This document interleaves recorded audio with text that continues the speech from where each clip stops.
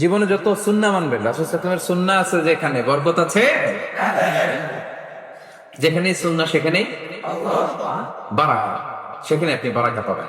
যে কোনো সুন্নাহ, like Sunnah of eating, Sunnah of sleeping, Sunnah of travelling, Sunnah of trading, খাওয়া, ঘুমানো, সফর করা, ব্যবসা, কাজ করা, যে কোনো কাজের ক্ষেত্রে সুন্নাহ মানলেই ওটার মধ্যে বরকত আছে না নেই?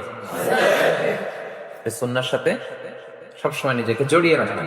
যেমন সুন্নাহ অফ ইটিং, খাওয়ার সময় সুন্নাহ মানলে কি বরকত পাওয়া যায় একটু দেখেন। এক সাহাবী এসে বলল, ইয়া রাসূলুল্লাহ, ইন্না নাআকুলু ওয়া লা নাশবা। হে আল্লাহর রাসূল, আমরা খাই কিন্তু পেট ভরে না। এরকম অনেক সময় হয় না? হয়। কার কার হয় দেখি? খাইলেও পেট ভরে না, দেখি কার কার।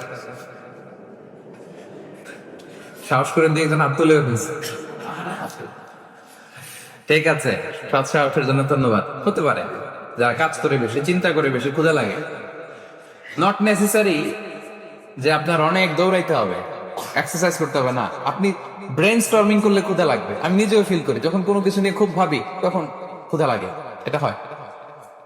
তো সাহাবীরা কি চিন্তা করেন, কি সিম্পলিস্টিক লাইফ লিড করতো। মনে যা আসছে নবীরে বলে ফেলছে, এ রাসূলুল্লাহ, ইন্না নাআকুলু ওয়া লা নাশবা। রাসূল, আমরা খাই কিন্তু পেট ভরে না। পেট ভরে না কেন? রাসূল সাল্লাল্লাহু আলাইহি ওয়াসাল্লাম দেখেন কি বলে। রাসূল সাল্লাল্লাহু আলাইহি ওয়াসাল্লাম বললেন, লাআল্লাকুম তাআকুলুনা মুতাফাররিকিন। মনে হয় তোমরা একা একা খাও, একসাথে খাও না। মনে হয় তুমি একা একা খাও, মেবি ইউ ইট অ্যালোন। একসাথে মনে হয় খাও না। ওই সাহাবী বলে, না, হ্যাঁ ইয়া রাসূলুল্লাহ, আমি আসলে একা একা খাই, অন্যদের সাথে বসে মিলেমিশে খাই না। তখন রাসূল সাল্লাল্লাহু আলাইহি ওয়াসাল্লাম খাবারের সুন্নাহ শিখিয়ে দেন, দ্য এটিকেটস অফ ইটিং। তিনি বললেন, ইজতামিউ আলা তাআমিকুম। না না না, একা একা খেও না, খাবার নিয়ে একসাথে সবাই বসবা। ওয়াজকুরু ইসমাল্লাহি আলাইহি, খাওয়ার আগে বিসমিল্লাহ বলবা। ফাইন্নাহু ইউবারাকু ফি, তাহলে তোমাদের খাবারে বরকত ঢুকায় দেওয়া হবে। এবার বুঝছেন সুন্নাহ মানলে কিভাবে বরকত পাওয়া যায়? দেখেন, খাওয়ার ক্ষেত্রে আরো রাসূল সাল্লাল্লাহু আলাইহি ওয়াসাল্লাম কি ইনস্ট্রাকশন দিয়েছেন। তিনি বলেছেন, আহাব্বু তাআমি ইলাল্লাহি মা কাসরাত আলাইহিল আইদি। আল্লাহর কাছে সবচেয়ে প্রিয় খাবার ওইটা যেই খাবারে অনেকগুলো হাত পড়ে। এক প্লেট নিয়ে শুধু এক হাত দিয়ে খাচ্ছেন, এটা আল্লাহর কাছে পছন্দ না। একটা খাবার নিয়ে অনেকগুলো মানুষ বসে চারদিক থেকে নিয়ে নিয়ে খাচ্ছে, এই খাবারটা আল্লাহর কাছে বেশি প্রিয়। সুবহানাল্লাহ। তাহলে একা একা খাবেন না, বাসায় যে স্ত্রীকে নিয়ে খাবেন, ছেলে মেয়েদের নিয়ে খাবেন, বাবা মাকে নিয়ে খাবেন, বন্ধুদের একসাথে খাবেন। এবং খেয়াল করে দেখবেন, একা একা খেলে যে টেস্ট পাওয়া যায়, কয়েকজন মিলে খেলে এটার টেস্ট বেড়ে যায় কয়েকগুণ। কি বলেন? বাড়ে না? বাড়ে। দেখবেন, খেয়াল করে দেখবেন, তাহলে বেশি বরকত। আবার রাসূল সাল্লাল্লাহু আলাইহি ওয়াসাল্লাম বলেছেন, আরেকটা এটিকেট শুনেন, আল বারাকাতু তানজিলু ওয়াসাতা তাআম। খাবারে বরকত নাজিল হয় একেবারে মিডলে, মাঝখানে। এক প্লেট খাবার, মাঝখানে বরকতটা আগে নাজিল হয়, সেখান থেকে ছড়ায়। ফাকুলু মিন হাফিয়াতি, তোমরা চারিপাশ থেকে খাও, মাঝখান থেকে নিও না। ওয়ালা তাকুলু মিন ওয়াসাতি, মাঝখান থেকে উঠাবা না। তাহলে লেটস সে বিরিয়ানি আনা হলো এক বোল, আপনি যখন ডিস্ট্রিবিউট করবেন বা খাবেন, আপনি এক পাশ থেকে শুরু করবেন, করতে করতে করতে করতে মাঝখানে যাবে। অনেকে একবার মাঝখান থেকে দেয়া শুরু করে, না, বরকত নামে ওই জায়গায়, ওইটাই যদি একজনকে দিয়ে দেন তো বাকিরা বরকত পাওয়া লাগবে না? হ্যাঁ, তাহলে বুঝে শুনে না।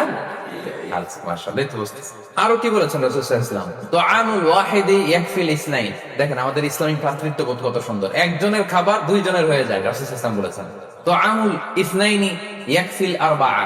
দুজনের খাবার চারজনের হয়ে যায়। তুআমুল আরবাআ ইয়াকফিল আস-সামানিয়া। চারজনের খাবার আটজনের হয়ে যায়।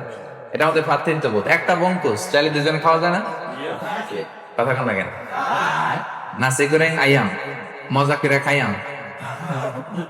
নাসি গোরেং আয়াম নিয়ে আসছেন আপনি এক বক্স, এটা দুজনে মিলে খাইলে হবে না?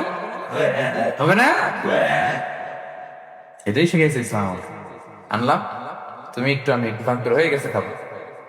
দুইজনের খাবার চারজন শেয়ার করা যায়, রাসূল সাল্লাল্লাহু আলাইহি ওয়াসাল্লাম বলেছেন। চারজনের খাবার আটজন শেয়ার করা যায়। আলহামদুলিল্লাহ পড়ে। কি সুন্দর এটিকেটস তিনি আমাদেরকে শিখিয়েছেন। তাহলে আমরা জানলাম, এটা তো শুধু খাওয়ার ক্ষেত্রে আমি বললাম, এরকম সব কিছুর ক্ষেত্রে রাসূল সাল্লাল্লাহু আলাইহি ওয়াসাল্লামের সুন্নাহ আছে না? ফলোইং সুন্নাহ, সুন্নাহ মানলেই বরকত নেমে আসবে।